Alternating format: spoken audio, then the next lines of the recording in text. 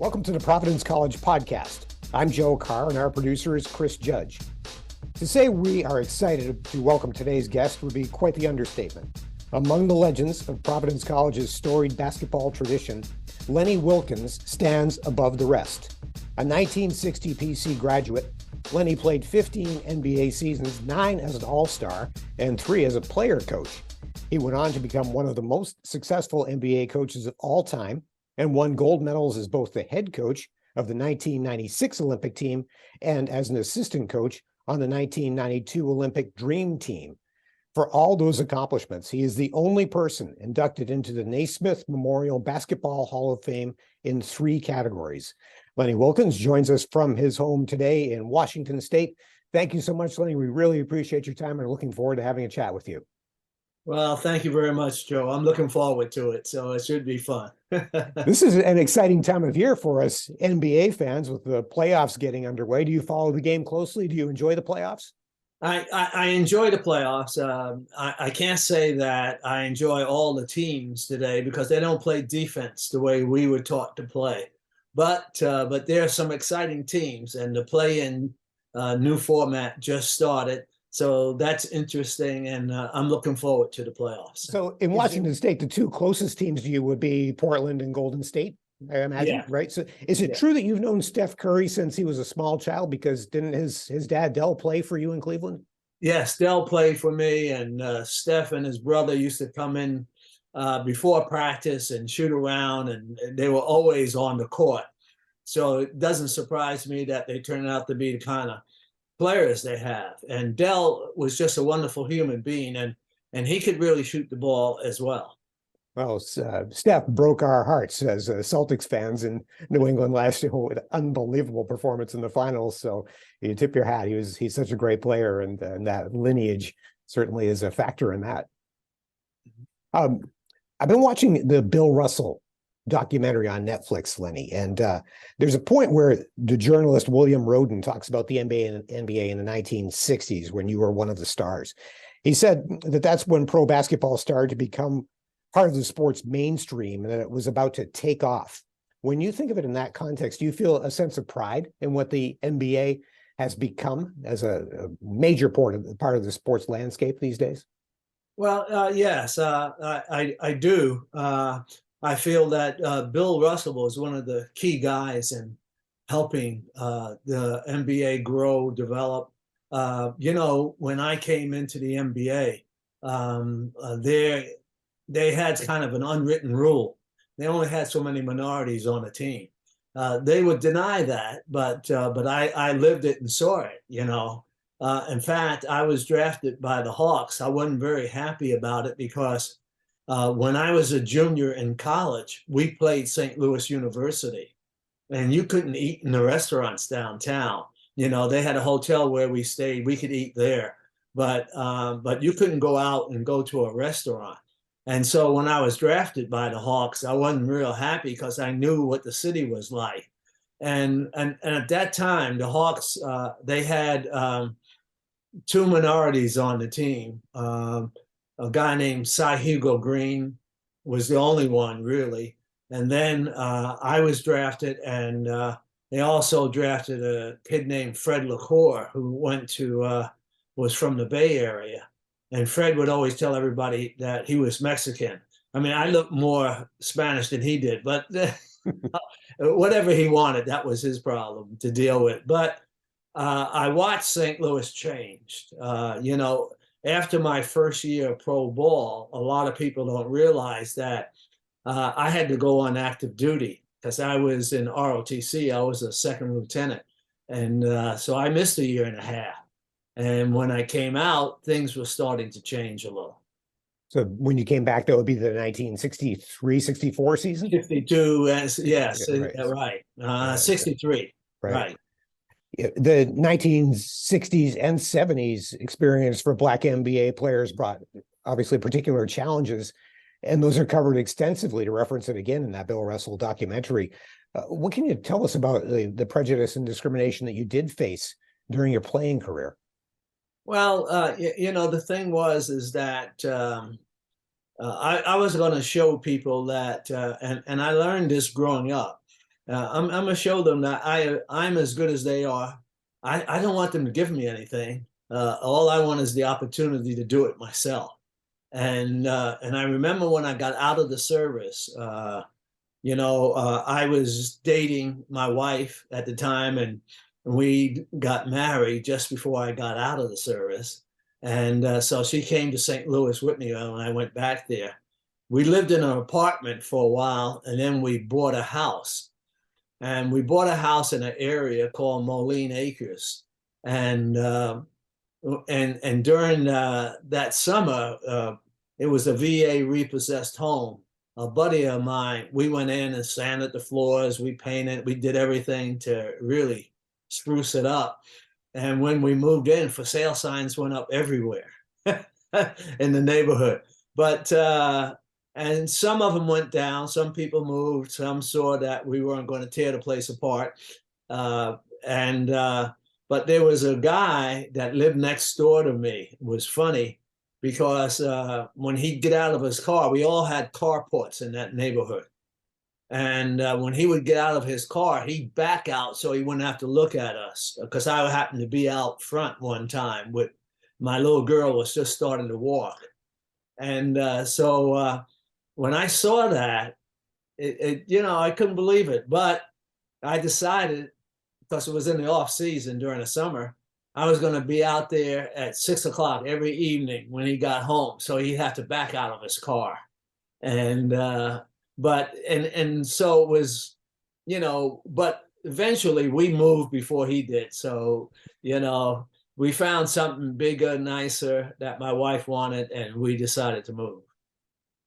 Was there a point? So in obviously historical context, we're talking about the 60s. So this is the beginning part of the civil rights movement of the 1960s. Civil rights movement, Vietnam is going on, and all of the societal unrest. But in the context of your team experience, was there a point where you became sort of a mentor to younger Black players and on your way to becoming a coach? And how did you counsel them in terms of dealing with these kinds of scenarios?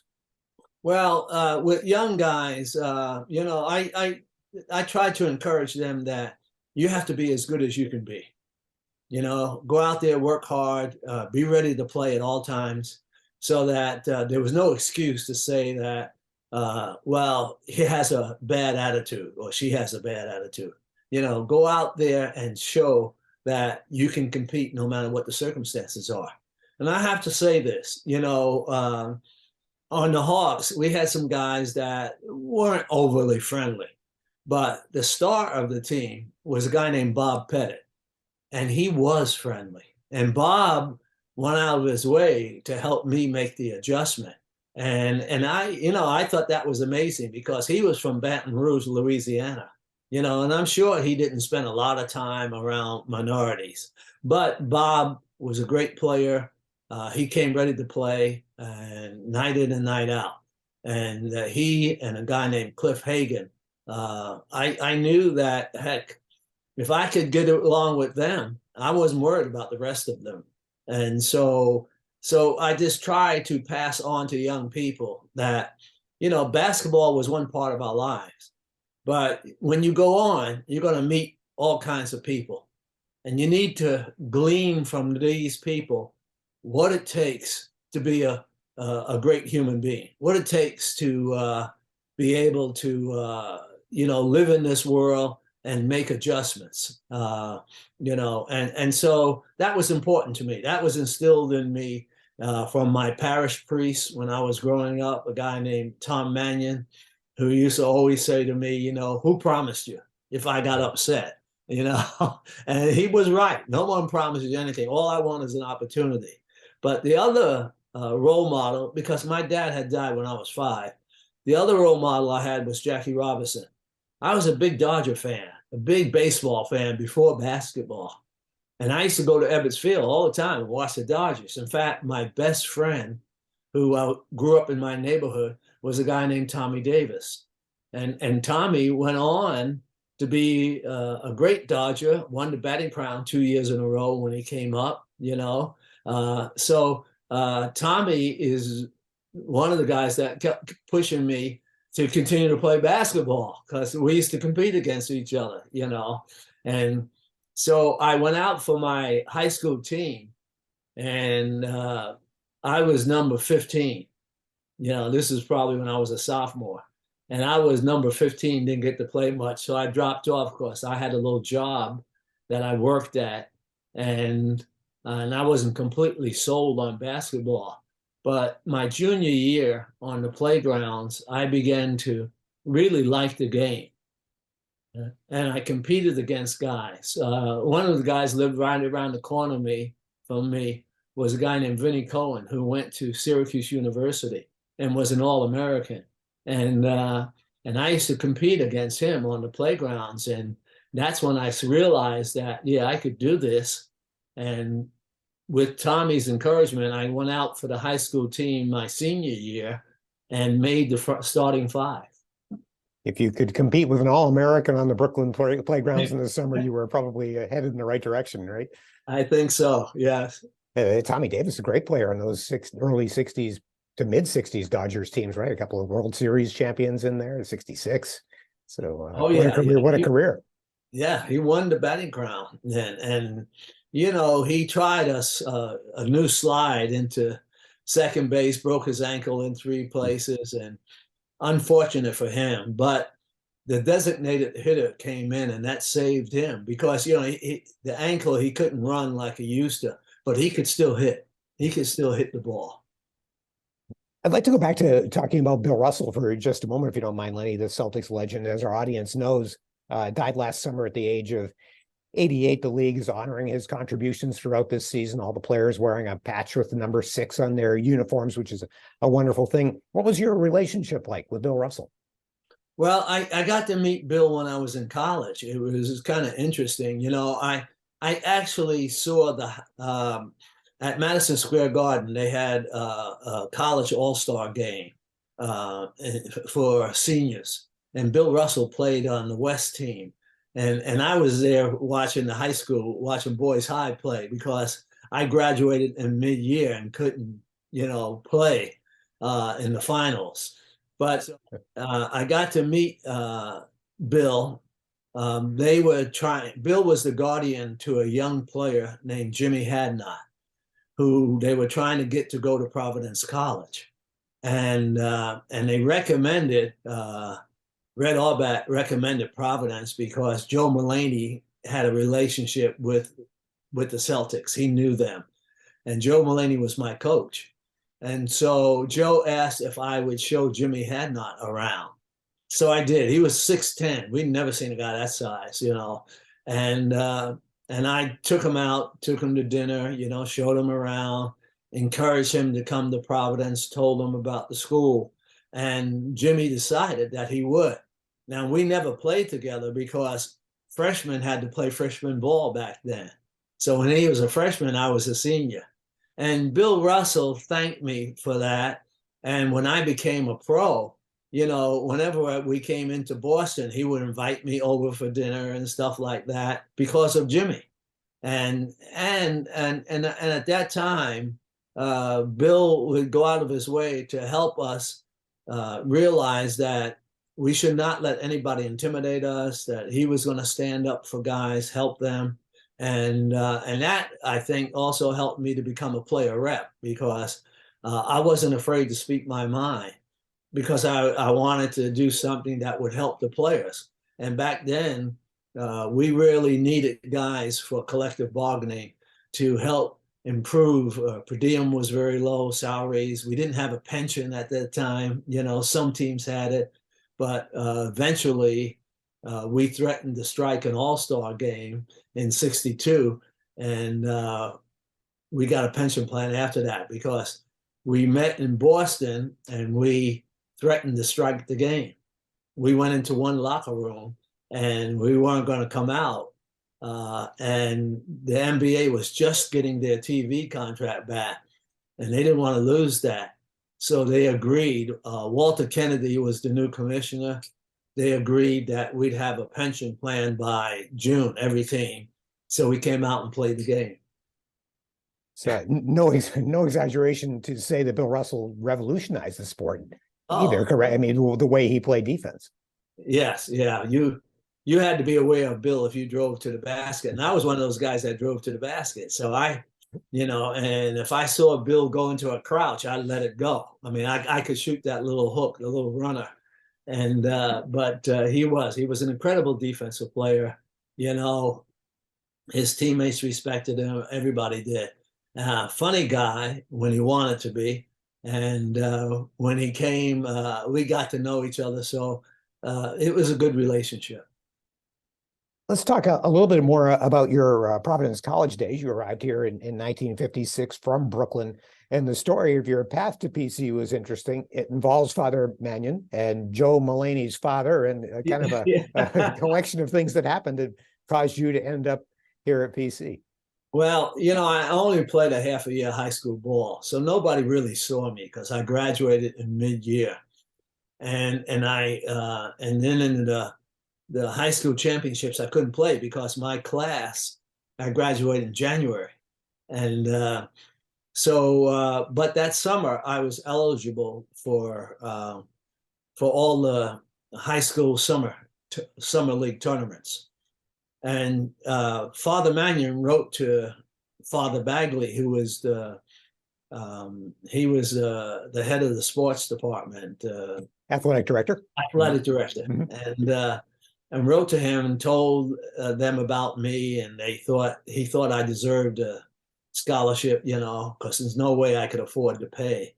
And so Joe Mullaney, when he came down for the high school tournaments, talked to me, gave me a brochure. I filled it out, sent it in, and they got it, the brochure. And so Joe invited me out they used to have these workouts. They invited it seemed like it to me, like 200 kids came out there. And the first guy that got his hands on the ball shot the ball. So I didn't think that I had a very good workout. And I had mailed my application in, but I didn't hear from Providence at all. And then there was the summer tournament was the Flushing YMCA. And I played in that tournament. And all the high school All-Americans were playing in that tournament as well. And I played for the Flushing Y. Well, we had a good team. We won it. I got the most valuable player. And Joe Mullaney's dad was at the game. And so he called Joe and he said, this can't be the same kid that wants to go to Providence, And next thing you know, I hear from Providence, I got a scholarship. I mean, I wasn't worried about my grades. My grades were good. So that didn't, disturb me. But I heard from them and I went to Providence. It was a great, great happening for me because it was a great school, but also we had a heck of a freshman team. We were 23-0 my freshman year. I mean, it was unbelievable. And we lost some guys who they booted out because they didn't want to go to class. But it was a great start because being 23-0, then the next year you could play varsity ball, and we moved up. And we had some great experiences because we were invited to the NIT. And everybody wanted to go to the NIT back then. No one wanted to go to the NC2A tournament. It was just crazy like that because the NIT was held in New York at Madison Square Garden, mecca of basketball, And so we got invited twice. And my senior year, I was the MVP of the NIT. And then 2-3 weeks after that, they had the college all-star game, and Jerry West and I got the co-MVP of the game. The East, we beat the West, which had Oscar Robertson and Darryl Imhoff, a bunch of guys. But it was just a great experience, So I was real happy about that. Well, you're in good company in that all-star game. Wow. Oscar Robertson, Jerry West, Lenny Wilkens, and Darryl Imhoff. But incredible group of NBA superstars, really legends of the game, all on the court at the same time. So the 1960 NIT team, when you were the MVP of the tournament, that team advanced to the championship game, correct? Yes. we lost. I think, and I don't remember it. I fouled out toward the end of the game, but it was a close game, and we lost it, which was disappointing. But the next year we won it. But the great experience was that being MVP with Jerry West was a great experience, and I did not get selected for the U.S. Olympic team in that year. And the New York writers blasted the Olympic Committee because they felt I should have been on. I thought I should have been on it. I would have liked to. And I got a letter from Pete Newell apologizing for me not being on the team. And he also said that if someone got hurt, I'd be first alternate. So I dropped him a note. I talked to him. I met him, and I said, Pete, if I got hurt, I wouldn't tell you. Because that's how important it was, the Olympic team at that time.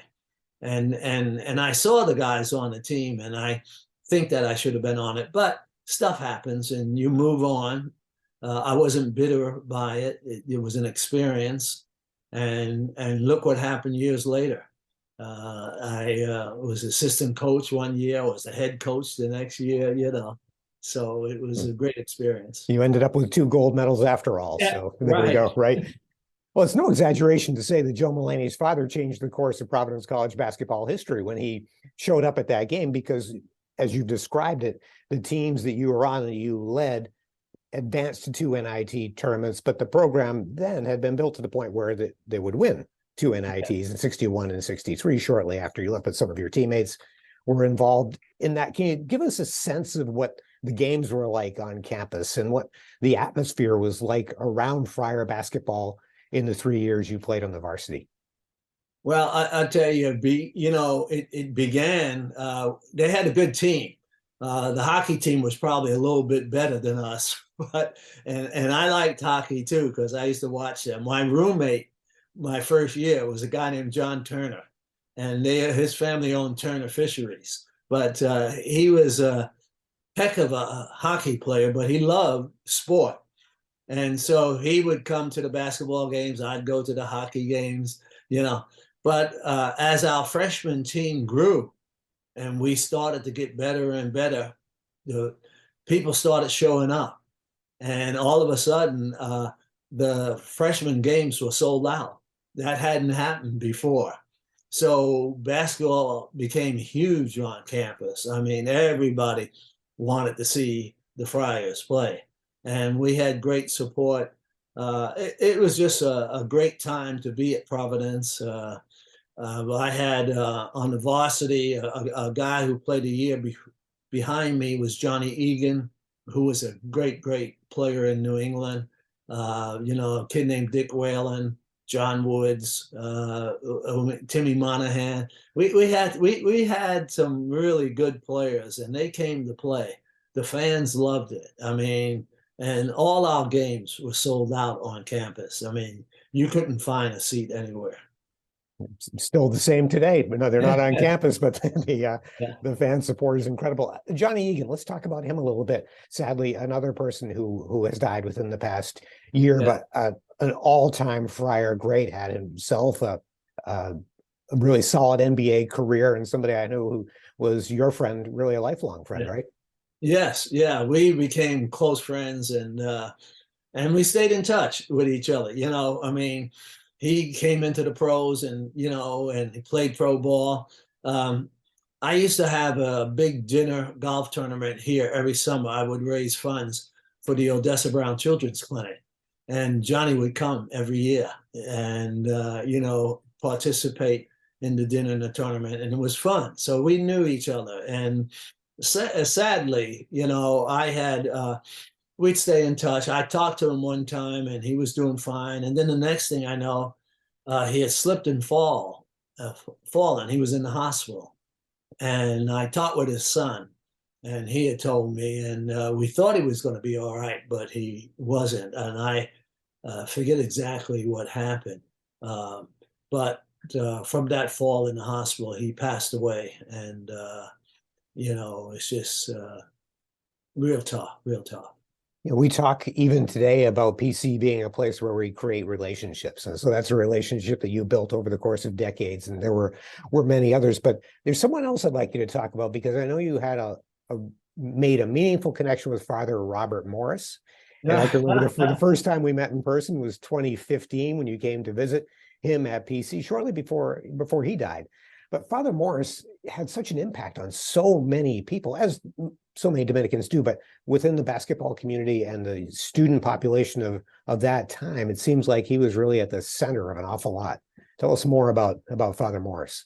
Well, he was. He was a huge fan, but he was a fan of PC, period.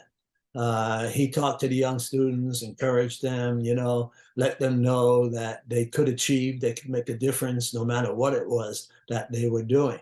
And I remember whenever he saw me and John together, he'd say, "There goes two good men that would make great friars," And but just a wonderful guy. He and Father, there was another priest he used to hang out with.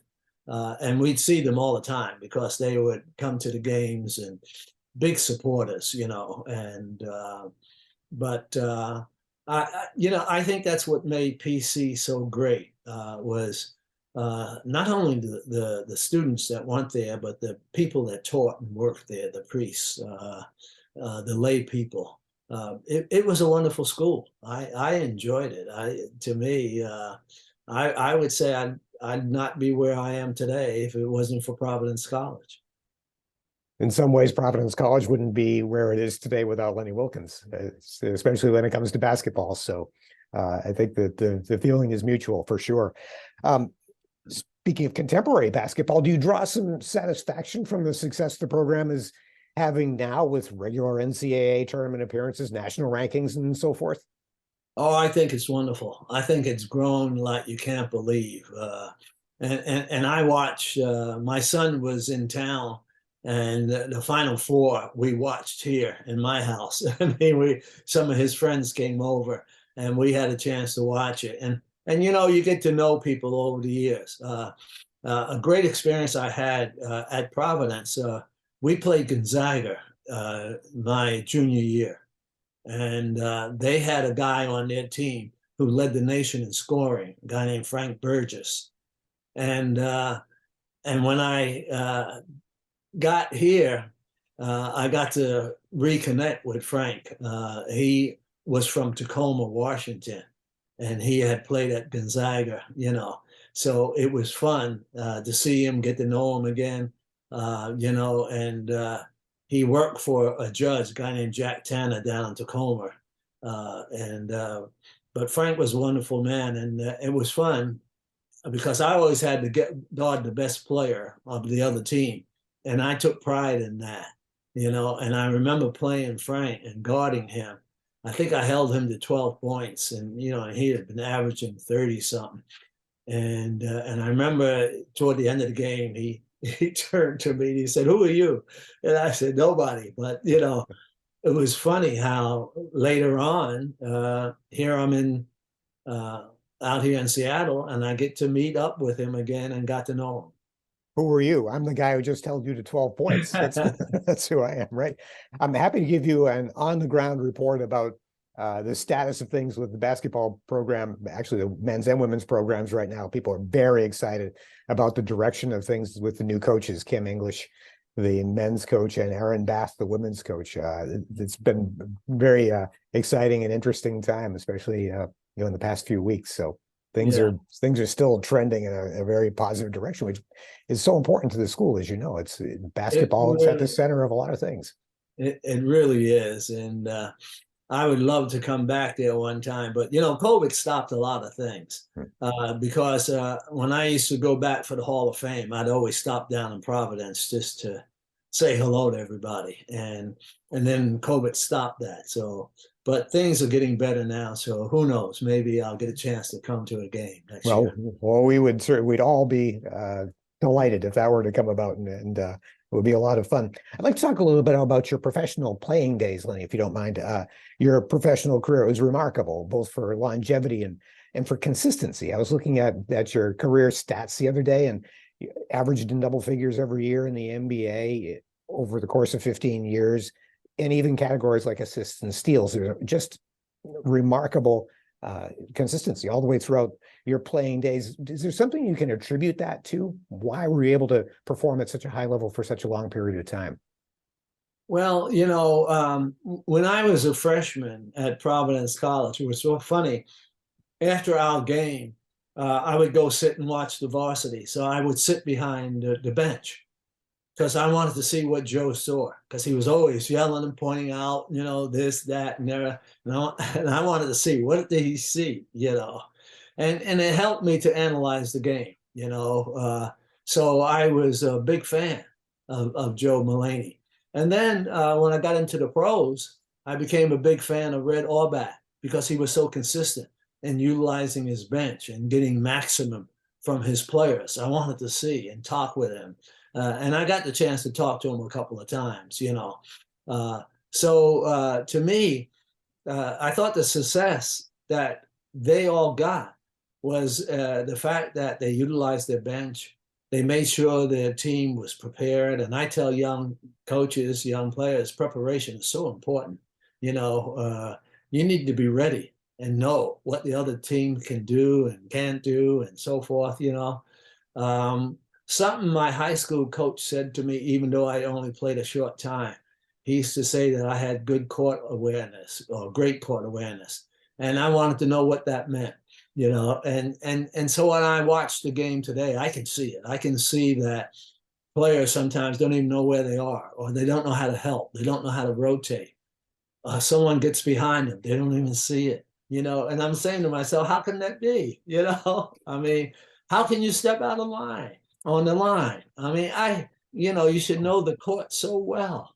And so I made it a point in knowing all these things. I wasn't afraid to get up and pressure the ball because I was going to make the guy have to do something with it or get rid of it, So I think those things helped me to realize that if your team played defense and competed on the defensive end, they had a chance to win as well.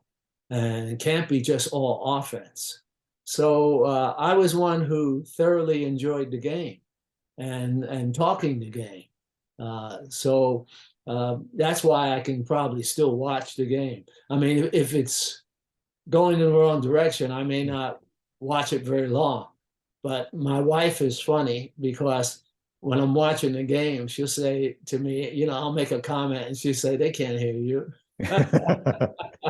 but it's an exciting game, and we have so many great players today. I mean, these guys are phenomenal because they've had the green light all their career, and they've had someone probably working with them to help them develop and grow. How would the 3-point line, the 3-point shot, have changed your game, if it would have? I still was going to go to the basket, but I talk about it because I had a player, Fred Brown, who the 3-point line wasn't in the beginning of his career, and this guy could shoot from there. I mean, he'd go dead to the corner. It was like a high school player I played against once who went to Jefferson High in Brooklyn, New York, named Tony Jackson. And Tony would go deep to the corner, stop, turn, and bam, and he would make it. Just imagine if a 3-point line existed when he played too. So, but like I said, it's a great addition to the game. I don't think that I would have used it as much as a lot of the guys did because I really knew I could get to the basket. I didn't care. I knew I could get there, but I also knew where my teammates were, so that if someone came to help, I could take advantage of it. So you break down the defense, and that gives you an assist opportunity. Sure. Speaking of dead-eye long ball shooters, a guy we love here in Friartown is Joe Hassett, who is the radio voice, the analyst on the radio broadcast, loves his Friars still, but he played for you in yes, Seattle. Tell us about that. Tell us about that relationship and Joe as a player. Oh, funny, just a great guy. And we tease him saying that he never saw a shot he didn't like, but certainly could shoot the ball and wanted to be a part of what we were doing. And so he worked on the defense as well. Joe knows the game, okay? And it was funny this year because when watching some of the games, I'd watch when Providence is on. And one time I called him, was after a game, they were behind, might have been Villanova, and they came back and won the game. And he was doing the broadcast. So I had his cell number and I called him. And so he called me back and he played our talk, had it on the air, for the fans to hear. So, but Joe is a magnificent young man, and I'm so happy that he got that job. He does well at it, and he's an asset to Providence as well. Absolutely. He and John Rook, they're a great broadcast team, and they really make the games fun, really bring the games to life for us fans. Yeah. Maybe your coach, when he pointed out in high school that you saw the court so well and had such awareness, maybe he might have had an idea that you would become a coach yourself someday. But one thing that really interests me is this concept of being a player coach. Both you and Bill Russell and a few others in that period of time in the NBA were player coaches. It seems impossible when you think about it in the context of today. But how did that work? Well, it wasn't easy, but you had to have the cooperation of the players, believe me. And certainly I had a coach, and I won't mention his name, but sometimes he had a little bit of a hangover, and I'd have to run practice. And so I had no problem running practice. I knew, what we should be working on offensively, what we should work on defensively, how to rotate, how to get the ball to people. I mean, it was something that I understood very well. And so being a player coach, what I did was I played the Sonics wanted me to do it, and the general manager kind of teased me, said, "Well, you run the team anyway, And so I got a guy on the team named Tom Masheri, who he was a veteran player like me, and I would tell Tom, I said, "Okay, with 2 minutes to go in the quarter, take me out, because I need to get a rest, and during that." I'll get 2 minutes there. I'll get 2 minutes during the timeout at the end of the quarter, and then I'll get another 2. So that's 6 minutes, and I can get back in and be fresh, And we would talk about what to watch for and so forth. So I did it, And later on, it got tougher. In the beginning, it was easy. To me, it was. But later on, we started to get so many young players, and I began to realize they didn't know anything about the game. And we're going to have to spend time working with them, teaching, explaining, showing. And that would take more time away from my preparation for the game. So that's why I decided it was time to move on. So in '75, I retired and decided to be a full-time coach. What would you say were the best NBA teams that you coached? I think that I was blessed. Certainly the Seattle team was great. I mean, I knew the players. I had the permission to move guys around and make a couple of trades that I thought were good for the team. The Cleveland team, that was a great team. Brad Daugherty, Mark Price, Larry Nance, Mike Sanders. That was a team that Michael Jordan made a great shot against us. Had not, we'd have been on. But also, we traded a guy that Ron Harper, which I didn't want to trade, but front office, they had heard some stuff about him and they wanted to make the trade. It was a bad move. And I left the next year. The next year we won 50-something games, and I decided to leave because I was unhappy with how they treated Ron. And he went on and played with Chicago and won. Right. And so years later, Wayne Embry was our general manager, great guy and everything, but we hadn't spoken since after they traded Ron. Years later, he apologized, and we talked, and I said, fine, it's over and done with. But that was we had a heck of a team in Cleveland. And we played at the Richfield Coliseum, which was in the snow belt. And I don't care how bad the weather was, we had over 20,000 fans every game. It was amazing. Yeah, those were great teams. I remember well that playoff series that you're talking about when the Cavs almost took out the Bulls and Jordan made one of his most famous shots to win that series, right? But great era of NBA basketball for sure. By the way, a total aside, he only does a handful of games every year on ESPN now. I'm talking about Hubie Brown. But every time I watch a game, still I learn something from him. He was a coaching contemporary of yours. What do you think when you see Hubie Brown at now 89 years old, still turning up on television? God bless him. I mean, we used to talk all the time, and Hubie really was a student of the game. He understood the game. He watched. He prepared himself. He was ready for every game, and he didn't miss anything that happened out on the court. And he brings that to the audience, I think. There's so many little things, and that happen while you're on the court that don't get picked up on, and he brings it to life. But he certainly enjoys what he does. He really does. I mean, he gets there, he prepares, he talks to people. So you're not going to catch him off guard. Yeah, he's a great broadcaster, that's for sure. I remember hearing Rick Pitino say words to this effect one time when he was coaching the Celtics, that there's more coaching in 5 minutes of an NBA game than an entire college game. That's paraphrasing. But does that point stand up in your mind? What's the intensity of coaching an NBA game like, calling every play on offense and on defense, for example? Well, to me, it's fun. See, I agree with him. That's why I say when I talk with young players or young coaches, and they ask me, if you could tell me one thing, and I tell them preparation. You got to be prepared. You got to know the game, know who you're playing against. What's their strengths, their weaknesses, what's the tendencies that they do out there. So for me, that's the fun of the game, is analyzing and seeing and influencing the game to that degree. And if you can do that, like I said, you have a great chance to win, because defense is so important.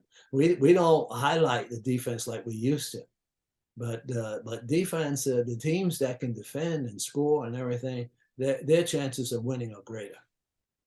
After you retired from coaching, your last job was with the Knicks. In 2005, you moved back to Seattle and established the Lenny Wilkens Foundation. Accomplished incredible things with that over the course of many years. Can you tell us what that foundation did and what kind of satisfaction that you draw from the people you have been able to help through the foundation? Yeah, well, the Odessa Brown Children's Clinic is what it's called, and I was introduced to it when I came here as a player, and I have, I was taught early that when you can, you need to give back to your community. They're the ones that support you, and so when the opportunity presents itself, if you can, try and make a difference. And so when I was in Cleveland, I worked with a group called Shoes for Kids, and during the holidays, we made sure that young people had essential things like underwear and shoes, stuff like that. In St. Louis, I worked with high school dropouts, and it was fun because some of them were my age. and then when I got to Seattle, I met two ladies who were very active in our community, and they kind of adopted me and my wife. They introduced us to the Odessa Brown Children's Clinic. And when I went there and I saw what they were doing with young people, how they inspired them, and no matter what their background was, they all were treated with dignity. And I said, that's great. That's unique, because children are our future. They're tomorrow's doctors, lawyers, athletes, politicians. They're the future. And here is a clinic in a low-income area helping these young people who can't afford health care. And I said, wow, that's really different. And so the first thing I started to a little tennis tournament, but then I realized more people played golf, and we started the golf tournament. And then my wife influenced me that we should have a dinner as well. So we made it a weekend, and we've been blessed. We've been blessed. I've been able to get lots of guys who have played in the NBA, to come to my dinner. I pay their fare, and I don't give them any money, but they come, and because they want to help out. And I've had, like I said, Johnny Egan would come every year, Magic Johnson, Charles Barkley, um, you know, you name it. They would come and they'd have a wonderful time. Uh, and we were able to raise funds, which helped the clinic to expand because they not only give health care, but they teach young families how to shop, how to preserve, how to be able to get the most for your dollar. And so the clinic has grown over the years. And now they have not only the one that I originally worked with, but they have a much bigger one. It's in the south end of the city, and it does the same thing, provides health care, and it works with anybody in the community can come and get the care, regardless of their ability to pay. So to me, I was just mesmerized by it. The gal's name, Odessa Brown, she was a single parent mom who didn't have the wherewithal for health care. And she got a friend of hers who was a pediatrician to help out on one day a week. And that's how the clinic started. And to be a part of it. And I got to know people after the first medical director was a gal named Blanche Lavizio, who did a wonderful job. And then we had a guy who interned there. His name was Ben Danielson, and he became the medical director after Blanche passed away. And Ben's passion for young people to help them grow, mature, was magnificent. So it became my charity, and it still is. Imagine the impact of that work. I mean, it's incalculable when you help a young person change the direction of their life. I mean, the effect of that just goes on forever. It's an amazing accomplishment, isn't it? Yeah, it really is. It really is. And I learned early in life, that, and I tell young athletes the same thing. Learn to take care of yourself, and once you're able to take care of yourself, then you can give back to your community as best you can. And so I'm thankful because, like I said, while we had to stop the dinner because of the COVID, but we still have the foundation, and we try to do a few little things. But when we accumulate, we give to the clinic. We'll always give to the clinic. You're a legend in Friartown, obviously, but also in Seattle, where they've named a city street after you. What's your relationship with the city and the people of Seattle like? Well, they are wonderful people. I mean, they supported the Sonics. They still do, even though we don't have a team here. Wherever I go, people ask me, when are we getting the team back? The team was that popular in Seattle because all the guys seemed to give back to the community. They loved it. They liked doing it. And there is potential. We hear talk. The place we used to play is now called Climate Pledge Arena. They have hockey there, but they redid it. And so I'm keeping my fingers crossed. I think in a couple of years, we'll have a team here, which will be great. Seattle is just a great community. And the fans are tremendous fans. They support their teams. I've seen lots of young people who've gone on and they're involved in something, but they like giving back to the community, and I think that's what we've done. Well, that's great. I'm glad you brought that up because I was wondering what the talk is locally about the potential return of the NBA to Seattle. It's a very unusual scenario where a city has NFL, NHL, Major League Baseball, but no, and WNBA, by the way, the Storm, very successful, but no NBA franchise. It doesn't make sense in some ways. No, it really doesn't. And we talk about it. It's fun, but we're looking forward to the day that we get it back. Really appreciate your time today, Lenny. This has been delightful. We had high expectations and high hopes, but you've really exceeded them. But we'll let you go and enjoy the rest of your day there in Seattle, and we'll look forward to the possibility of you returning for a game down the road, hopefully before very long. It's an amazing experience at the AMP, we call it now, downtown, the Amica Mutual Pavilion. The fan support for this program is incredible, and it's so much fun, to enjoy that, and it would be even that much more fun with you there. Well, I would look forward to it, believe me. So, your Providence College legacy is assured, and whenever your name comes up, it's always with respect and reverence. And we do wish you good health and happiness and a great summer. And again, thank you so much. Well, thank you. Thank you for having me. And to our audience, thank you for joining us for the Providence College podcast. Episodes are available on the college's YouTube channel and all podcast apps. For producer Chris Judge and for technical assistance today from Lenny's daughter Jamie, I am grateful. I'm Joe Carr. Thanks for joining us. Until next time.